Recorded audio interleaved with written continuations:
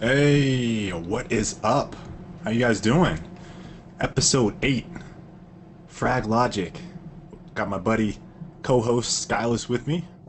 Howdy do. Dude, we've been doing this now 2 months. Yep. Does it even seem that long? No, seems like maybe a month.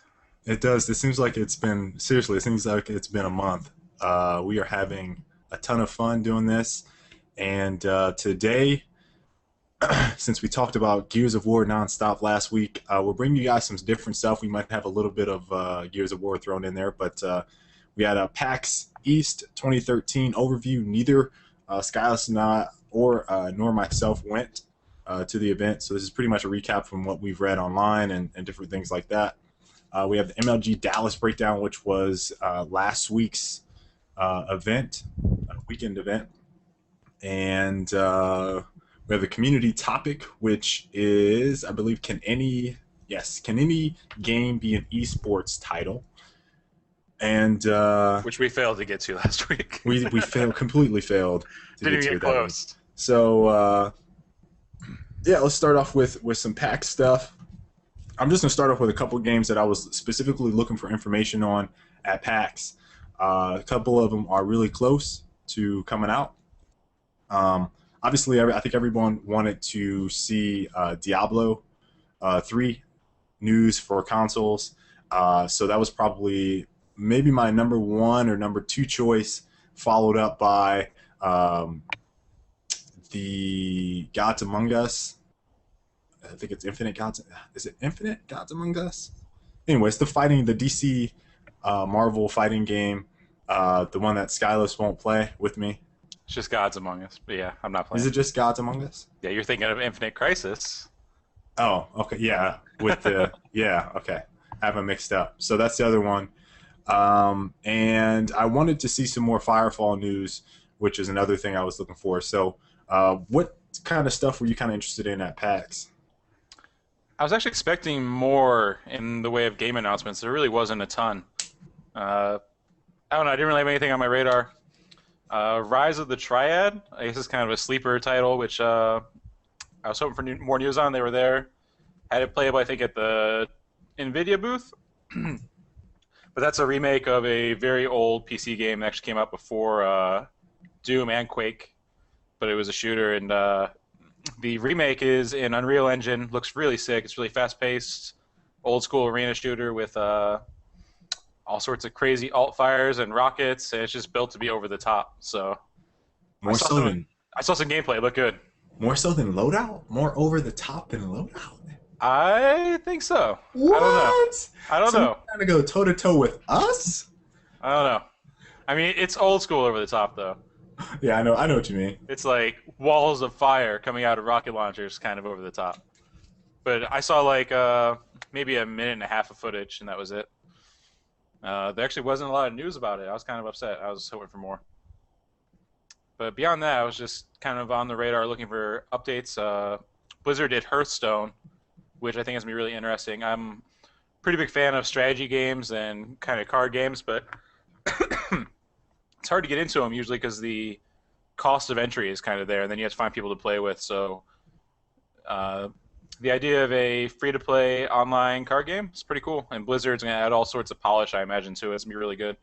You like the weirdest games, like you I'm and all over the place. You and Wraith with the weird ass games. A trading card game. Yep. Is it supposed to be like Magic? Yeah, it'll be like Magic, but probably a little bit more simplified, I think is what it's going to be. But they're doing free-to-play, and then I assume you'll buy packs of cards just like you would in real life, but you're just buying virtual cards. In the bag. So I was excited for that. I think they're going to make a lot of money off that. It's probably pretty big. I mean, it's got the big franchise behind it. They're talking about cross-platform play as possible. They're also talking about being able to play inside or World of Warcraft, which both those could bring a pretty big player base when it's free to play. So they're gonna have the card game, and what are you gonna sit down inside a tavern and just be like, oh, let's play Hearthstone?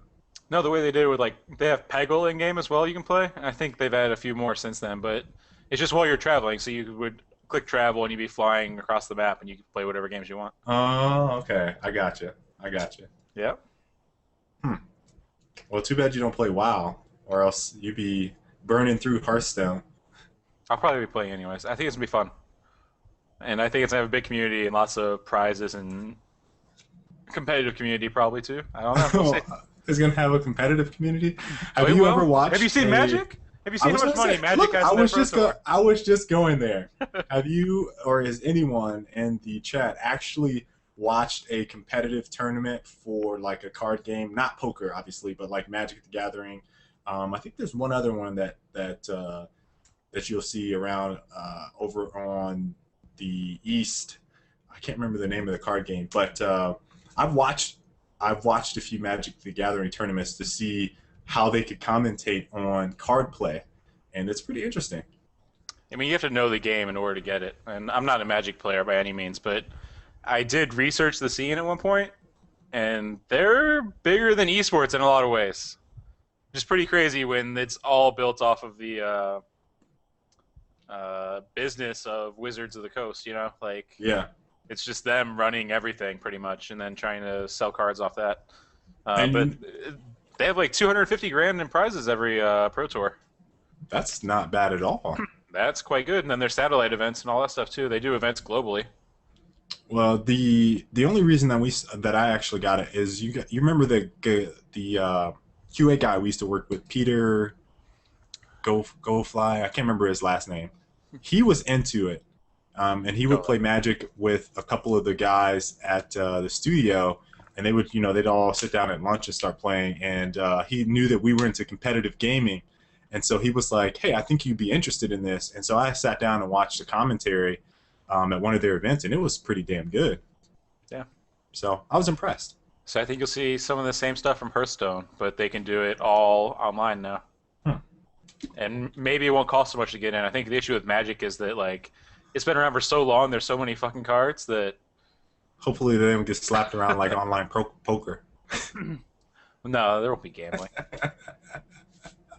Less gold coins count as gambling in the U.S. Okay. So yeah, there was that. XCOM is coming to mobile devices. It's gonna be the full game. Listen, XCOM is boring. No way. XCOM is boring. My issue was that it was fun, but I didn't want to play on a PC. I wanted to play on my phone or an iPad or something. Like it was boring. made for that. I probably would enjoy it more on a mobile. Obviously, like I said when I was telling you earlier, I have a 16-hour trip tomorrow. I'll start driving, and so I have to alternate. And bet you wish you had XCOM. Yeah, I'm gonna wish I had XCOM then, but sitting down on a PC, I thought the game was really boring. You like Final Fantasy Tactics, though, right? Like you're into tactics games. There's nothing like it's nothing like Final Fantasy Tactics. I mean, it's same gameplay. No, it's not. Minus hundreds of magical spells and dozens of classes. And the characters and the story.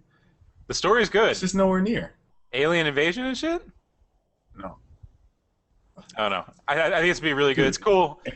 It's really cool that a big budget PC title can be ported into a phone. Like that's ridiculous to me. The only thing that they're sacrificing is maps. Like they're losing some maps. That's it. I just can't believe you right now. You compare XCOM to Final Fantasy Tactics. I wouldn't say they're equal. They're just not even in the same league. But it seems weird you would enjoy one tactics game and not the other. That's what I'm saying. I just maybe I have a higher standard than you for Final Fantasy. Actually, I know that's not true because you sit there and play. What is the name of that game? Hero Academy, really good. Not Hero Academy. The other one that you like to play reminds me of almost Civilization, but it's not. It's with Nations. The army game. Come on. Risk. Risk. Yeah, I play lots of Risk. He plays lots of Risk. Which isn't really a tactics game in any way, but all right. It seems like it is. I don't play it. All right, what's the surprise one for you? Because I see you got it on the list. I was blown away by this one. You talking about DuckTales? DuckTales. Woo! Yeah, that was kind of weird. I was kind of surprised. Wait, so here's what I want to know: who there, thought to themselves this would be an excellent remake? Because when's the last time DuckTales has been relevant? Like, when? Yeah, I don't know. I think the show, I think it predates me. I watched it a few times, but I don't think it was on the air much longer when I was a kid. I'm pretty sure they took it off somewhere around the time. So it's got to be maybe 15 years since DuckTales seen some action. I'm trying to remember how old I was when I remember watching that. I'm thinking 7,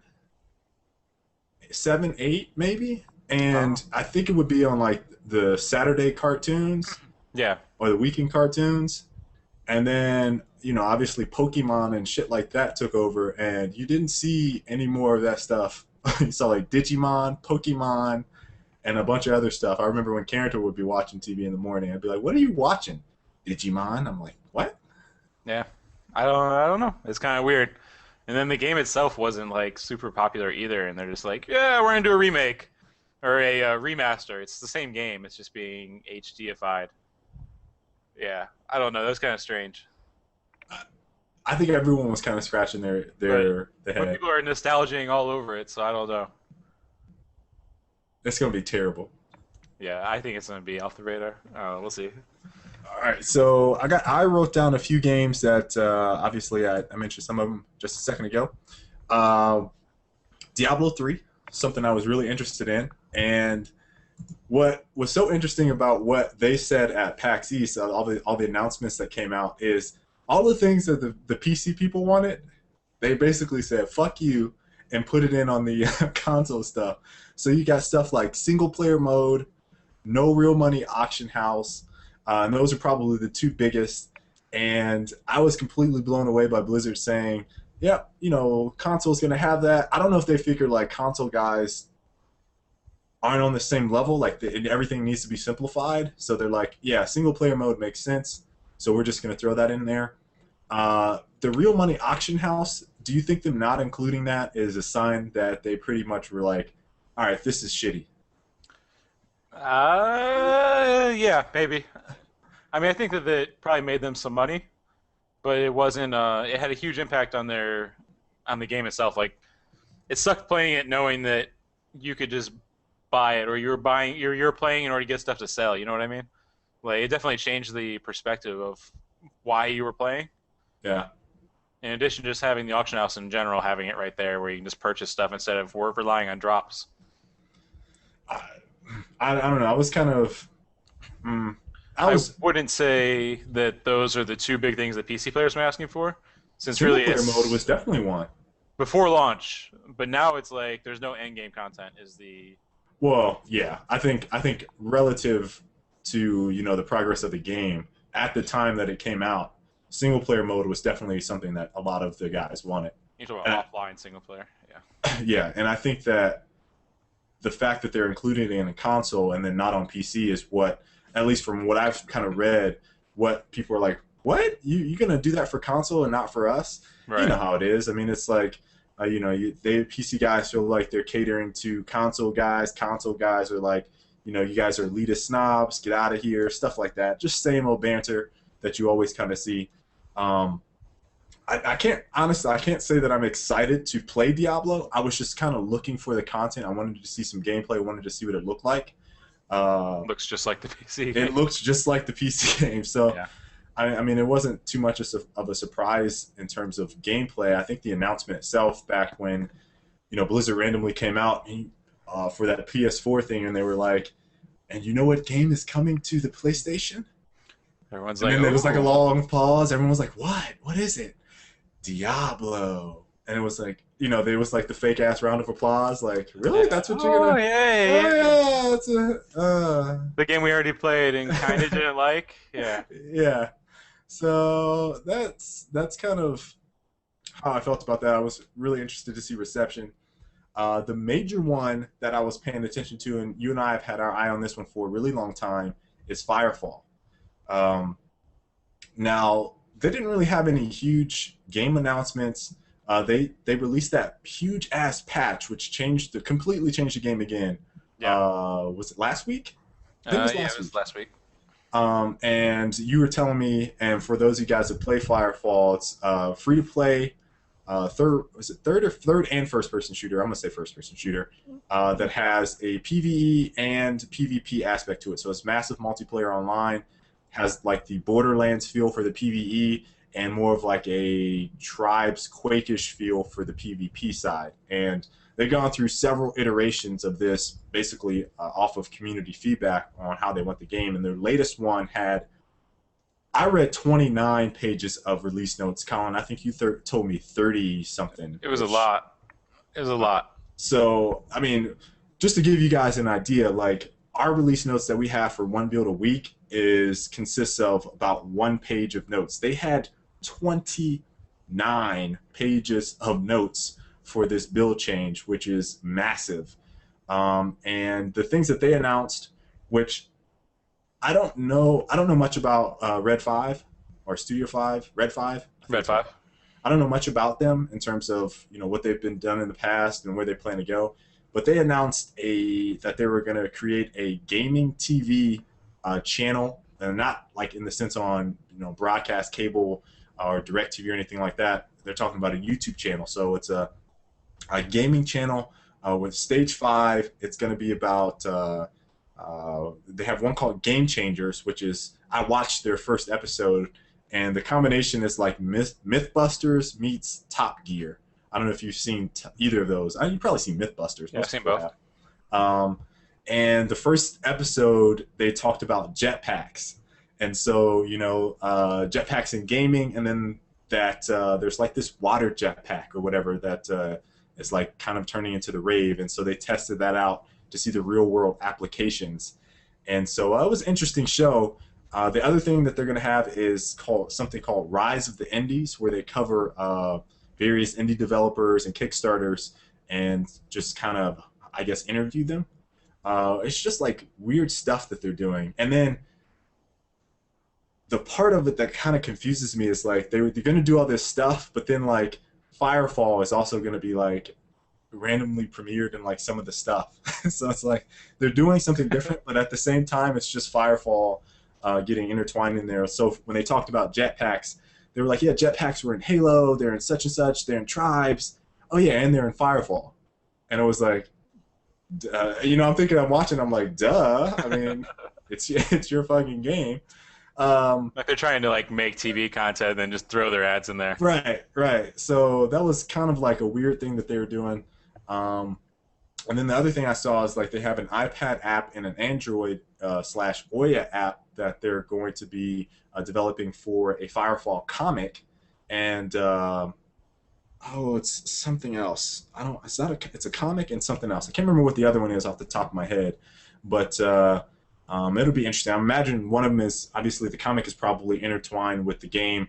And I don't know if the other one is like a direct, like, build something or some type of app related to the game. I have to look again to check. But overall, we've kind of had our eye on this for tournament stuff and just been watching it. So that's probably the most interesting one that I have my eye on. And then the other one was Smite. So they released some information. And for those of you guys that don't know about Smite, we kind of mentioned it a couple times on the show. It's a third-person MOBA-style game. And if Gears wasn't out, I imagine we'd still be grinding on that just as much. I do plan to get back into it, but I got my Gears bug on right now. But they announced that they got questions basically about when they plan to release. And so the response that they gave is when they're around 40 characters. I think they're at like 32. Sounds right. Yeah, 32, and they announced Apollo this week, so it'll be 33. 33, okay. So that's not too long from now. They said a summer 2013 release window, and they had a competitive tournament at PAX. It was a $10,000 tournament. I imagine probably Curse ended up winning. I didn't actually watch any of the tournament. I have to watch some replay. I'm just throwing it out there. I don't even know who won. There's not a whole lot of teams currently playing competitively. I honestly think if we sat down and played it and went all the way, we could probably be in the top 8 just based off of the fact that there's not that many teams playing. Yeah. Something we kind of joked about. But they're really pushing, that's Hi-Res Studios, is really pushing competitive play with Smite. And so the fact that they had a $10,000 tournament at this competition, amidst all the like League of Legends stuff going on there and everything else in the MOBA space, I thought that was pretty interesting to have at PAX as well. And that's pretty much it for the things that we were looking at. I told you guys I was interested in Injustice. I'm going to be begging Skyllus every day after I get it. Skyllus, hey, hop on Injustice. I won't have it, so I'm not gonna be able to hop on. Come play it with me. Won't have it. What if we manage to get you a free copy of the game somehow? Still probably wouldn't hop on. Come on. I might try it once, like I did. Was it Mortal Kombat versus DC? See, so here's what's gonna happen. Every week I'm gonna get on the show, and I'm gonna have like a little Injustice recap. I'm gonna be like, this week I lost 10 times in a row, and I drawed 1 time, and everyone's gonna talk about, we're gonna have a discussion and chat about the characters, and you're just gonna get jealous. You're gonna be like, man, I wish he would just shut the fuck up. And at that point, you're going to be like, you're just going to give in. I'm telling you what's going to happen. You're just going to cave in, and then that free copy that I secure for you is just going to be waiting. Nope. Just be playing better games. Why are you hating on it? I'm not hating on it. Looks good, man. I just don't like fighters. So I think they revealed Black Adam at PAX. And, I'll be honest, I'm not overly interested in Marvel characters, DC characters. I'm more of a Marvel Comics guy. So, any character unveil is not hugely amazing to me, or I'm not super interested, but I do follow probably, I'd say, 8 or so DC characters. So I don't know. I just like comics. And All dude, of you need which are to in the get on it. Batman universe. Yeah. Yeah, it doesn't count. You're a hater. Hater. All right. So what time is it? 8:22. Do you want to go to Battlefield 4? Or Yeah, you I want to save that? guess. Okay, because that I mean, one's we kind can of just hit it quick. real fast. Yeah. Yeah, So it's kind of Battlefield quick. 4, they released some videos this week, which were pretty interesting. I thought the order they released them was kind of weird because they were like 30-second teaser trailers, right? And the very first one they release is like a submarine or ship propeller spinning underwater. So it's like, oh, Battlefield 4 is gonna have underwater combat now? Oh, I was like, oh god. I Yeah. was like, wait. So here's the thing that happened at work. I got hyped. I saw how the length of the video, and for those of you guys that don't know, I like saying this. Skyllus and I, and pretty much, I'd say the majority of the team loves fucking Battlefield. We love Battlefield, and so we competed in it. We just have a lot of background with the game, and I saw this video. It's 22 seconds. I saw it before it even started because I watched it on YouTube, and I got up out of my desk, and I was like, oh my god, Battlefield! There's a new trailer. And so Ty, who's sitting behind me, he's like, what is it? What is it? And so I was like, oh, it's just a 20. I watched it. I was like, oh, it's just a 22-second video of a propeller. And he was like, oh. So, I mean, I'm really excited for it. Go ahead. I'm sorry. So yeah, so there was the ship propeller. Everyone was like, "Oh shit, ships!" Because there hasn't been ships other than like fast platoon boats to get you from point A to point B with like a turret. You know, like this kind of implied that it looked like a submarine propeller. That's what it looked like. So there, everyone got hyped about that. And then like the next video is just like a tank, and the next video was a I think plane, right? Or Yeah. helicopter, the top of a helicopter propeller. So it was like, kind of got me hyped at the beginning there, and then the next one was just like, oh, okay. Yeah, But they definitely went in the wrong order. It should have went with something like tank, propeller, submarine. yeah. And then tonight is their big announcement, where they're supposed to pull the lid off of Battlefield 4, and there's been promotional materials that have leaked out from. It looks like it's like an eBay or GameStop promotional material, saying pre-order now, releases fall 2013, Oh. and they plan on doing a beta. So So, there'll be a beta like late this summer. It'll probably be a beta, as we discussed before, where it's right. really just a demo. Really just a demo of the full game Although and nothing's going to change. last time their demo was horrendously broken to a point where they had to get a huge patch out day one. So maybe they'll avoid that this time. I think it's basically be the same as Battlefield 3, just stuff built onto it. I'm not expecting anything like super groundbreaking really from the game. Well, I'm here's there's two things. One, when you tweeted out, because I thought it was going to come out 2014. I just thought Yeah. that was going to be the time that was going to come out. And then you tweeted 2013, and then you added what I was already thinking. Man, that's a really short development cycle 2 years. for next gen, and this is supposed to be the big badass game. And so I thought they would take a little bit more time to kind of make it, I guess, improve, better. I don't know what word will really define how I want the game to be, because it's not bad at this point in time. I mean, it's but, already like the stuff they do technically in their engine is so far ahead of like yeah, there's no game like it that can do destructible cover and all the insane shit that goes on during a Battlefield match on that scale. Like, there's nothing close. So it's not really that surprising that they would just kind of stick with it. right. But like you said, I assume this title will be on next gen. I don't think they've really said either way yet. Could be wrong, but I I'd don't assume think so. Yeah, I don't think they've confirmed anything yet. So if that's the case, then it's kind of weird they went with the 2-year dev cycle, just building off of Battlefield 3. I mean, they just finished releasing the last DLC for Battlefield 3 like a week or so ago. It was about 2 weeks ago. 2 weeks ago. Which I've only heard great things about the DLC they've released too. So I guess what they did was they broke off a segment of the team to do DLC, and the rest of the team just went on to Battlefield 4. But I don't know. I am very, very excited. I don't know what I'm going to play in terms of like classes or anything. I'm probably going to play a bit of everything and what specialty I'm going to have. Skyllus is a tank dude. No, I'm gonna What? get a Russian accent and be a submarine captain. It's happening. I'm gonna start working on my Russian accent. I'm just gonna do submarines only.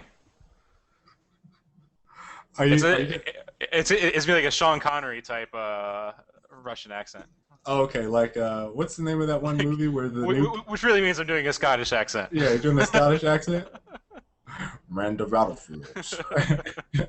um, So yeah, so, I'm moving from the tank to the sea. so I'm am I making gonna big assumptions that there are submarines. Are you, I can't believe I honestly said this. So, um, I plan on trying to master the air again. I used to be a pretty good pilot. I got moderately decent at the chopper on Battlefield 3, and then we stopped playing. And it's like every single time I try, you know what it is we haven't played a solid game just straight through.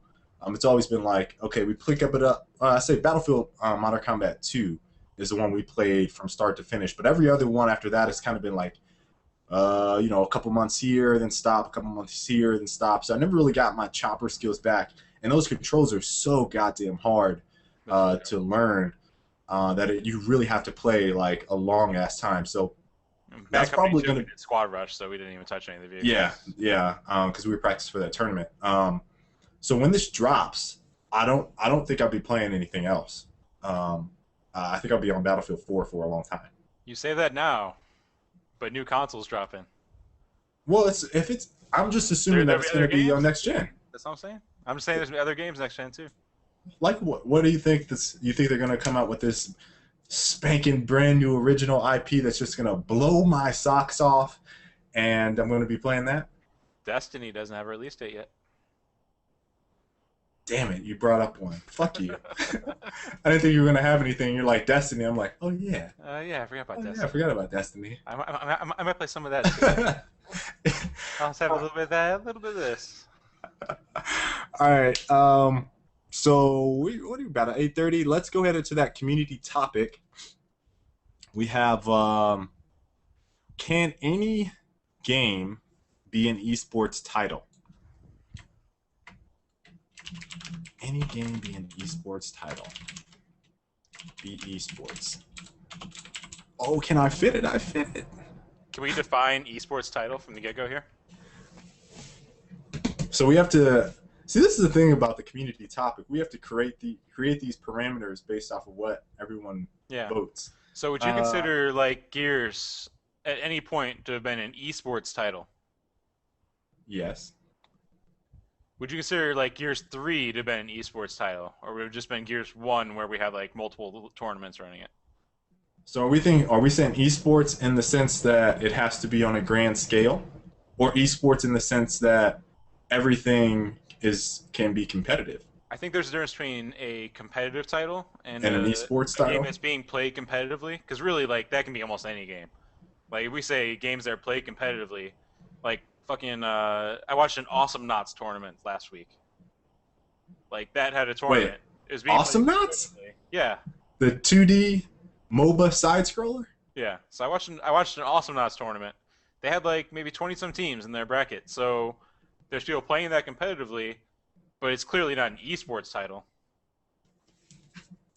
And you might even argue, so I can also put the kind of gray area where we had Shadowrun with, what, 14 teams? No, I thought it was 8. Rainbow had like 20-some teams, but they were being played at MLG. But I still wouldn't consider them esports titles in the sense that they weren't being played across the globe. I don't know if global is it, or if it just has to be on a large scale. I think global might be the determining factor. So here's the question then, and here's where I'm going to phrase it. Any sports can be an esports title, or I'm sorry, competitive game, but what does it take to go to the next level to be an esports title? Okay, I think that's a good basis. Right. So that's a good basis. All right.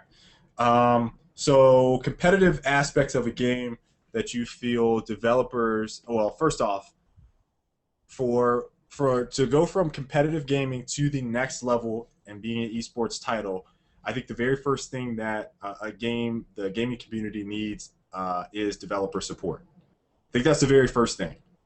The second thing, because I feel like the developer has to build the features in order for it to, take it to that next level. The second thing is that you need a community that is going to stick around for a while. I don't know what a while is yet. Hasn't really been defined. We can say Counter-Strike is a while. We can Wow. say the fighting game community. You could say Street Fighter is a while. That's a pretty long ass time across multiple games. So I mean, the community itself has to be around for a while, and dev support is a must. Third thing I think needs to be there is some type of multiplayer component that has I want to say I don't want to say compelling. I want to say it a layer of depth to it for the experience to be like, okay, you do this, I could do this, or I could do this, or I could do this, just to keep the metagame going so it's fresh every single time. And then the last thing I think it needs is some type of viewership, spectator mode. It has to have a community that will not only play it, but they'll sit down and watch it as well. So those are my four things, and we can kind of break down. You can go over yours, and then we can talk about each one individually. Yeah, I think the important thing for me to point out is the common thing I hear is that I want to word this correctly so I don't get a ton of hate. I think. So the common thing is that people will say that there's no skill gap in games. And I think that the argument which I would make against that is that skill gap is generated by your teams. A good example of this is Call of Duty, for example, where I would say the in-game skill or ability is less than a game like Counter-Strike or Quake. But when you have thousands of teams playing, it really doesn't matter, and the good teams are going to shift to the top anyways. Like, it's the little things that add up over time. So I would say that the fundamental component that needs to be there for an esports title is there has to be a ton of teams playing the game, like, competitively. I think if you have a small scene, then there won't be a lot of opportunity for the development of the scene and for teams to grow and for the teams to shift to the top over time. What you end up having is a really stagnant, like, 2 or 3 teams being up top, which is what we were talking about with Smite earlier, Right. where it's like there's 3 or 4 teams practicing, but they're really like so far ahead of everyone. That's all you're going to see is those teams. So where if they have more people playing, then they might have a chance to kind of develop their scene and let that metagame grow and be able to provide something to viewers so that there's actually people that are interested in watching instead of seeing the same teams play over and over and over again. So I think that having lots of people play is really important. Okay. All right. So I don't even remember all the ones I listed. I know developer support. All right. So from a developer support standpoint, my items that I would like to see for any game to take it to the next level, from just being competitive to taking it to an esports title, I think the developer has to be on its P's and Q's with patches, balance, consistently changing things around, which makes it really difficult for console titles in particular in the current ecosystem and how things go with Microsoft and Sony, getting out builds for patch updates. What that does really, and you think about a game like maybe StarCraft or I think League of Legends is more along the lines of where I'm thinking with patches, is like it's constantly changing. So what that makes other teams do is kind of switch around their strategies, and it kind of generates a buzz all over again with, okay, this thing is nerfed, it's not as good, let me try this, let me do this. So there needs to be constant updates from the developer on whether that's introducing new features, balance tweaks, iteration on existing features, whatever the case may be. There needs to be some type of ongoing development process for that specific game to keep the life cycle of it as long as possible, keep it going as long as possible. I think I said community needs to be there. You kind of touched on it. I think yours is more spot on than where I was going to take it. You need to have the numbers. Like 10 people are, and this happens in a lot of communities. I hate to say this to you, but like 15 people aren't going to make the game any, last that much longer. It's not going to all of a sudden be on MLG because 15 guys are playing. You need a community there. So if it is 15 guys there, figure out how you can get 30. And then from there, figure out how you can get 60. And then just keep growing the community. Like just thinking, because I think a lot of communities think this, just thinking it's going to all of a sudden get bigger just off of a whim because you're hosting a tournament and it has, oh, it's so competitive. Oh, this has spectator mode. Dude, 10 people are watching that tournament. What are you talking about, dude? So I think Quake Live is a good example of that, of a game which didn't have enough players. They had plenty of people willing to watch because it was fucking fantastic to watch. It was really exciting, but there was only like maybe 30 players across like the world that were like top tier players that were playing all the time, and that you see, and you wouldn't really see any fresh blood over time. Every now and then there'd be like one player from Belarus or Russia or somewhere that would show up at an international tournament and kind of build his name, but for the most part, it was the same people over and over and over. mm-hmm. And they never added a player base in order to support the developers. And if the developers don't have a player base, they have trouble supporting the community financially. So it's kind of the developers are hoping to get players out of the whole esports thing. Like if they want to support the community, they expect it to support back by bringing in players, and in the case of free-to-play games, getting them to buy skins and characters and all that kind of stuff. Right. The model really, esports as a growing sector of gaming really thrives on free-to-play. Like really thrives on free-to-play. And I think, what was the last one I mentioned? Oh, multiplayer components. You need to have some type of multiplayer that has a layer of depth to it that allows for an extensive metagame. I think that the longer a game is out, the more you see things evolve. But there's a point in time when you get to I think a level, or maybe I don't know if Gears 1 or maybe Gears 1 might be a good example of this. So everyone started off like shotgun heavy. And then there was a team that kind of came around. Then they kind of incorporated Lancer play. And then it was like, oh, team shooting is really viable. And then you had like two mixes between those two, right? And that lasted for a while. And then you started to see a little bit of different variations and strategies. But for the most part, because there was no additional content, you just saw the same thing over and over again once it got to the very high level play for, I'd say, that second year. At the end of the second year that the game was out, you didn't really see too much changing then. And that's just, again, that's a factor being on the consoles and the dev support there not being as good. And you also had something where the community didn't want to add anything else. So if you remember, I think the last thing that Epic added to Gears of War 1 was Annex. No one wanted to play Annex. It just stayed execution. And so I think that variety and trying to change that metagame or just trying to incorporate new things and balance-wise could help. But it's really difficult for me to put my finger on what exactly needs to happen with the multiplayer in order for it to continue growing and changing meta-wise. But I just feel like at some point in time, if the game just doesn't have a huge variety of options just from the get-go, it can get kind of stale. So that's been my general feeling. Unless it has a crazy high skill cap like Counter-Strike or Quake, where players can make shit happen. Like Counter-Strike, they played 4 maps for 10 years? Like 10 years? It was Dust, Train, Nuke, and Italy? Was it Italy? They swapped in like Italy and one other. They were kind of switched right back and forth. But those are the big ones, was Nuke, Train, and Dust. So they played those maps over and over. And it was like Inferno, thank you. So they played those over and over, and it was just like, it was the same maps, but the players made it interesting because they were able to pull off ridiculous things. And I think that's really interesting. That from a viewer standpoint? Yeah, from a viewer standpoint. And Quake's the same way, where you see people playing like DM6 campgrounds 100, 200, 300, 400 times, and it'd be different. And then every time someone pulls off some crazy comeback, it's like, wow, that brought it all back to me. But I can see how there's also the model like League of Legends where they're endlessly just patching, and that's going to change the meta over and over and over and over.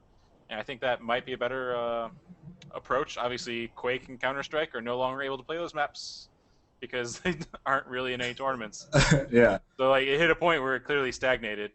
So yeah, that's one of the things. Like, it's really too early to call like League, or I think StarCraft might be another good example that really lasted a long time up until StarCraft 2. But like League is like in this whole new realm right now of just huge explosion of esports, and the content that they have just continually changes the game, so that you see new characters being used, new strategies being developed just frequently. And so you have, as a player, you have to stay on your P's and Q's, pretty much just practice, practice, practice, and know the ins and outs of the game. And as a viewer, you're like, oh man, oh, he's playing with the new character. Oh man, that character is really good. I'm gonna go out on League of Legends right now and go purchase the skin that he was just using. So that whole model is really interesting to me, and I'm really interested to see how long they can keep it going. Last thing At is like some, every single game right now actually that's being played competitively is getting rapid updates. Like in StarCraft they change maps all the time. all the time. Like even in StarCraft 1, like the Korean leagues would just like throw out a ton of crazy ass maps and then they would see which one stuck and those were the ones they added to the circuit and they just continually cycle things out. League of Legends would be the next big one. Obviously tons of patches. Dota 2, they're patching regularly. They're still developing the game, so of course it's going to continue getting patches. Uh, Call of Duty gets a new game every year. Every year, that's a new patch. Every year, you're paying Yeah. $60 for a new patch. Those are the big ones. I think those four. Shoot Mania just came out. They're trying to push new maps. Firefall's being developed. There's another one. Yeah, like the key continuing trend here is all those games are getting updates, and they have continued developer support. Yeah, which is why I listed that at number one. So I think we kind of pretty much nailed that one. I want to get to this last little bit for the show for MLG Dallas, but I'm trying to look in chat to see if anyone had any like specific questions. I don't know if anyone is in chat that actually voted on this option, but or that specific topic. If you guys will, if you're in chat right now, tweet Skyllus and I at Skies in. Hold on, I have to. Oh, this is the wrong keyboard. No, wrong keyboard. I can't do it on this keyboard. What do you need to tweet? Just tweet us some topics, community topics, and I'll put those in a poll, and we'll vote on those for next week. Should I be back? Should I make it back in time? We might not have a show next week, but I'll get to that here in a second. But Just do it solo. 1 hour monologue. you could do it. You could do it, or I might have to do it remote from somewhere. I'll just rant. But yeah, just could you put our Twitters in there so you can tweet. You can put yours or mine. Just tweet us what topics you guys want us to cover for the community topic next week, if I'm here. Last thing was MLG Dallas. I got down some of the teams that won. I didn't see who won League. Wasn't really paying attention. I think it was just an exhibition, though, right? It was just exhibitions. Well, they did Execution, and then they did their continuing matches in their LCS. They just played them live. Okay. All right. So, StarCraft 2, which is one that I watched. I didn't watch any League. I don't know why I didn't feel like watching it that much. Whenever I watch MLG stuff, every time I want to watch Day 9. Every single time, I'm like, StarCraft 2, Day 9. I don't care about any of the other commentators. I just want to hear him talk because he says the most hilarious things ever. And so I just want to hear him commentate. So I am just automatically drawn to StarCraft stuff. The finishers top were Life, Flash. The only one I know out of this top three is MC, who I wanted to win. And then I think he ended up losing to Life. You don't know Flash? I don't know Flash. Man. Like, Is he a monster? one of the greatest StarCraft 1 players of all time. I don't know Flash. I know MC. I feel bad. I just know MC. I'm sorry. Just disappointed. So I watched MC. I watched the finals. Um, Life was pretty much dominating the whole way through. I think he won 4-2 or 3 I think it's 4-2. 4-2. That sounds right. Um, so that was pretty interesting. Again, It's I'm a their big first time using a new game too. Uh, the expansion. in This the one. expansion. Yeah. So that was probably what made it so interesting and compelling for people to watch. They had some ridiculous numbers for viewers. Yeah. What It was cool was was ridiculous. what's cool is that despite the patch or despite the update, everyone was saying like Terran was too strong, but then the final three were one of each, which Hmm. is fucking awesome. You know, it's like when that happens, it's like that's the fun finals. You know, when you get to watch all three races duking it out, you can kind of pick your favorite and cheer for them. So yeah, it was pretty cool. Sounds like the new game. Sounds like the transition to the new title isn't going to be a problem for them. And Which, Blizzard's really good about patching shit when it's broken yeah, too. I So was gonna say Blizzard is usually on it, even if it was like something was broken, Blizzard would be like, okay, we're gonna patch that. unless it's Um, system link. that's never going in, never again. Oh man. Um, Call of Duty. I guess before I should talk about Call of Duty winners and stuff. The setup that they have for the Call of Duty, well, the all three stages were pretty nice. Sundance ended up tweeting the layout before the show, like a month before the show. I think it was maybe 3 weeks before the show, of that three-stage layout that they had. Now, the only thing I kind of saw and heard feedback on was sound, which seems like that's typically an issue when you have 4-on-4. Seems like people are constantly complaining about not being able to hear. And I don't know, does League have sound booths? Do those guys have booths up there? Or I are they think I can't remember. I think they have booths, but I'm not 100%. either way? Like if League has the boost and Call of Duty doesn't, I'm sure they were up there like, man, Actually, no, fuckers. they didn't have boost in MLG. Oh, someone said they do. I'm wrong. Soundproof boost for League.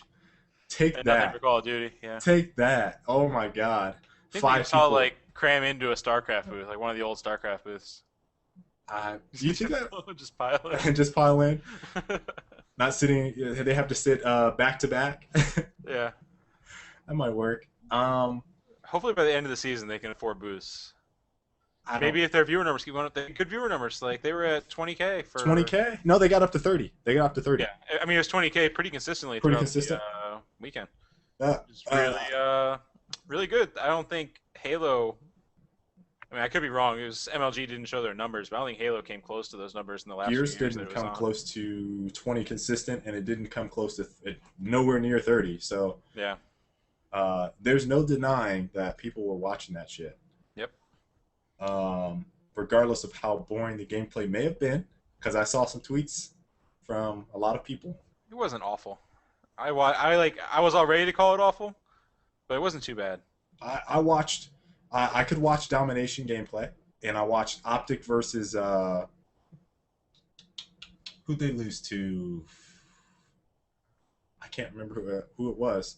I watched the Optic match in winners bracket, whoever they lost to, and then I watched the finals, and I was watching Envious a little bit whenever they were on, and those are like the. I don't particularly care for Farico. Oh, by the way, the finishing team's top four was Farico Impact, Unite, VVV Gaming, and Optic finished fourth.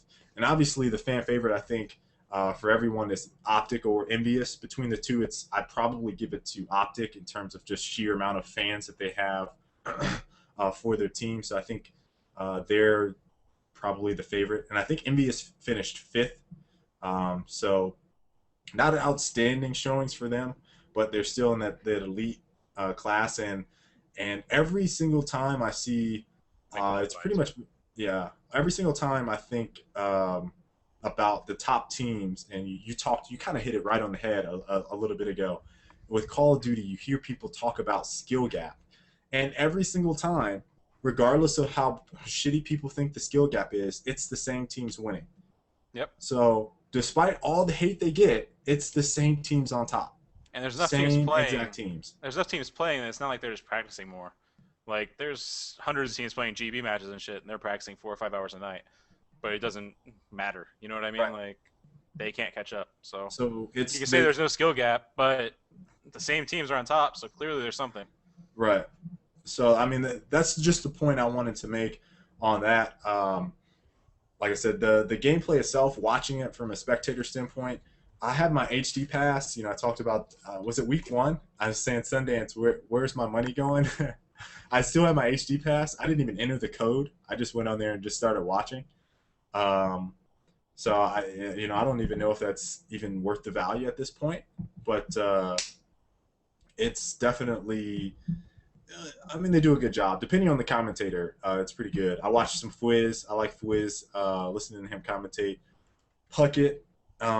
He's a pretty good commentator. It's just weird hearing him talk over Call of Duty. Did you actually listen to him uh, do his thing? Uh, didn't notice if I was. Really? I think I tuned in for another match that he wasn't commentating Wasn't on. on? Yeah. So they had Fwiz Hastro and Fwiz and Puckett were doing a little bit of stuff, and I don't know. It's just I don't know. It's just weird for me to hear Puckett not being like, "Oh, sick headshot," you know, with the sniper. Oh, he's picking up whatever. I'm just used to hearing him do Halo, so that was Yeah. kind of odd. Um, That's a good point, though. It was nice seeing some weapon variety. I saw shotguns, I saw SMGs, I saw assault rifle, I saw snipers. yeah, and That then was that was just during like 2 or 3 maps. Like, on top of that, the kill streaks were like, "Oh, that was a big play." yeah, the very first thing I tuned in. So I tuned in, I think to the European tournament. It wasn't actually MLG, but I tuned in. Within the first 30 seconds turning on the stream, I see a guy deploy an RC car, and just like, boom, kill someone in search and destroy. It's like, okay, this is different. I don't know, but at the same time, I wonder if that switch to default settings helped them get those viewer numbers. I think it did because prior to that they weren't hitting those. I mean, prior to that they didn't really have a sound spectator mode, so it Crazy could be a developer support. combination of features and the fact that they've gone over more towards default. But yeah, that was definitely the most intriguing thing to me is watching them play with default settings. And you know, the competitive nature in me wants to be like, man, this fucking stupid ass kill streaks. Why the ah? But you know, you can't deny like that's the way people like. Okay, why? You know, when an average player is watching that you know maybe they're on YouTube, they follow them on YouTube or whatever because those guys have huge YouTube followings, and they tune in and they're like, oh yeah, that kill streak happened. Instead of saying, okay, they restricted a bunch of weapons. This game type looks weird. Why aren't they calling in kill streaks? That doesn't happen when you play default. So I think all they restrict is a few kill streaks, and it's like UAV and counter UAV, yeah, because they don't want 5 UAVs or whatever. radar up all the time. Yeah, But the new point system, like, they weren't getting kill streaks left and right. Like, it was just every now and then. every now and again. And it was one guy that would be on a tear. He'd get like 5 kills, and then the way it ended up working out, like, is he'd die, and then he'd call it in Yeah. for like a domination, for example. He'd call it in, or hard point. Hard point is what I'm thinking of. He'd call it in as the team is spawning, so they get to the next cap without having to worry about the other team, you know, threatening them. And it's Really not interesting. nearly as bad. Like, the kill streaks aren't nearly as bad as previous Call of Duties. Like, there's no chopper that just dominates everything. I wish there was. I don't think I saw anything that required, like, anti-air, you know, to, like, take something out.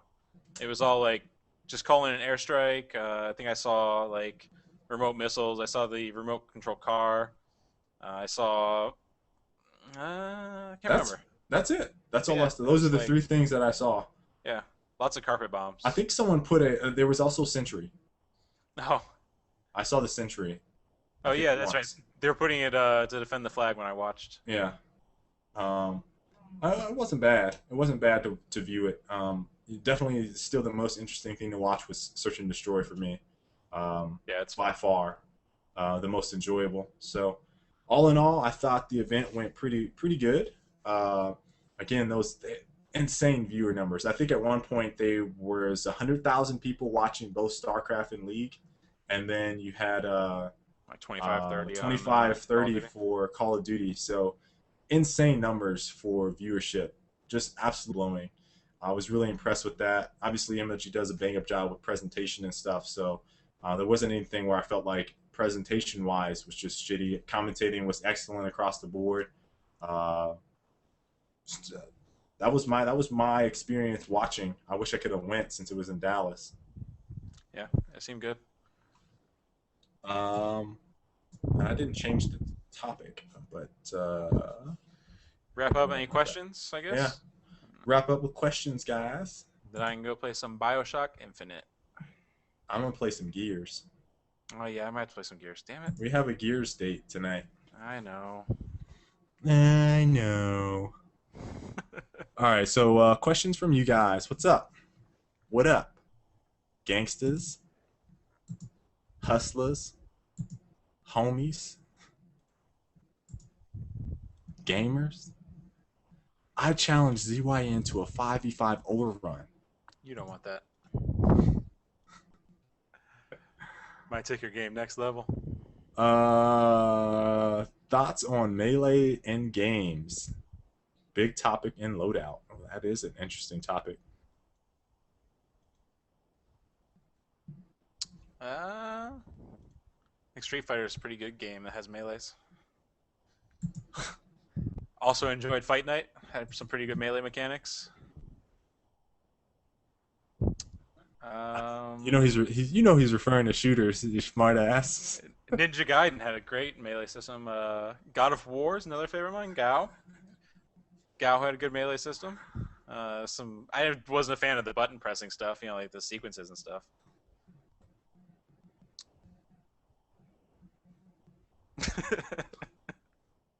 I think it depends on the game. Bigness. There's some games that I think melee works. Some games I think melee should be taken out.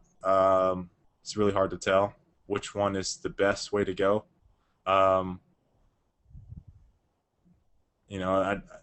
It's for shooters. I think obviously melee shouldn't be as prevalent because obviously it's a shooter. They should focus on the weapons. But Halo needed it. Like if Halo didn't have melees, it would have sucked. Well, they have the overshield. Because those close range battles with the BR were awful. Which is the reason that BXR and BXB really made Halo 2 work. Right.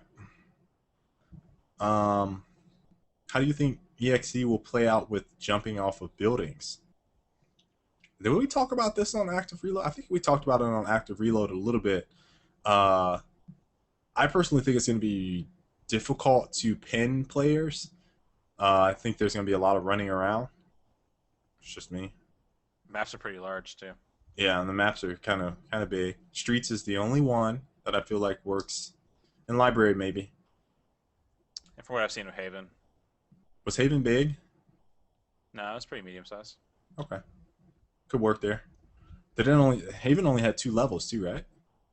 Yes. There's a little drop down in the middle area. Leads through a tunnel. Okay. And you can probably trap him in the tunnel anyways, because there's only a few exits. And do we play custom 5v5 overrun? I have not played one yet. We tried to do 1v1, and it filled with bots. That didn't work out so well. Fucking ridiculous. Shoryuken. What's your take on behalf of Stim Gas on Gears Judgment? I think Ink should counter it. Like I feel like Ink should either negate it or damage you through the stem, and then that would fix it. Yeah. Then you'd have Smokes a pretty good counter, Frags a pretty good counter, and Inks would be a pretty good counter. You'd only really be screwed if you had a spot grenade. I don't like the idea of having to use one grenade to counter another, because it makes it pretty binary. You're either using that or the other. Like. Yeah. I spot on with what Colin said there. I have nothing else to add to that. His response was spot on. I also don't see what Stim really provides multiplayer at all. Like, I'm not sure what niche it what role it fills. Spot grenade? No, Stim. Stim? Oh. I don't know what the point is. Yeah, I mean, if you had health values instead of regenerating health, it might be better. I mean, it makes sense in Overrun because you're reviving people. Like right. That's the core mechanic is it revives people. Yeah, it's just kind of out of place in traditional multiplayer. Um, I don't know. And I think the only other thing, Colin, what I would add to that is there should be no self heal. Like if you're going to use the stem, you need to use it on your teammates. Like Which if no you're one would ever standing in do. it, It would never get used. Yeah. yeah. Might as well remove it at that point. So that's the only other, I guess, suggestion I would probably make for it. If Overrun had a spectator mode, could it be played competitively? This goes back to what I was saying earlier. Played competitively, yes. Would it be an esport? No. But I think people could play it like in tournament. You can play it right now without a spectator mode, play it competitively. Yeah. There's really nothing stopping people. It's not like it's one of those things where it would take a few weeks of gameplay for kind of meta to develop and see if anything's truly broken. I don't think you can really say based on pub stomping and shit, but maybe. I think it could be played. But do you think Overrun, this is a question I have for you, Colin. Maybe even in the stream you guys can kind of answer. Do you think Overrun is the most original and best game type? I want to say best. Most original game type to come out on a shooter in the last, I would say this generation, so 5 years. Can I count Monday Night Combat? Fuck. I was Monday the Night only other Combat. one I was thinking of. Monday Night Combat was like a better version of Overrun. Yeah, you can't argue against it. Just didn't have that appeal. Well, yeah, because it was an arcade title. And it wasn't Arcade. built on top of a AAA franchise that had already sold millions of copies. Do you know what? You know what kind of got me thinking about just that? Because you said that if that game would have came out when it was supposed to at the beginning of summer, it would not have gotten dwarfed by Halo. Do you remember that? Yeah. Well, they wanted to be part of the summer of love. Let's say the arcade summer thing. Yeah. I think they were the last game to release in the cycle. They If released they'd been the first one, 3 weeks before Halo. Which Halo was it? 3? it was ODST? ODST, I think. Just Might have been 3. I'm not sure. I think it was 3. It was good though.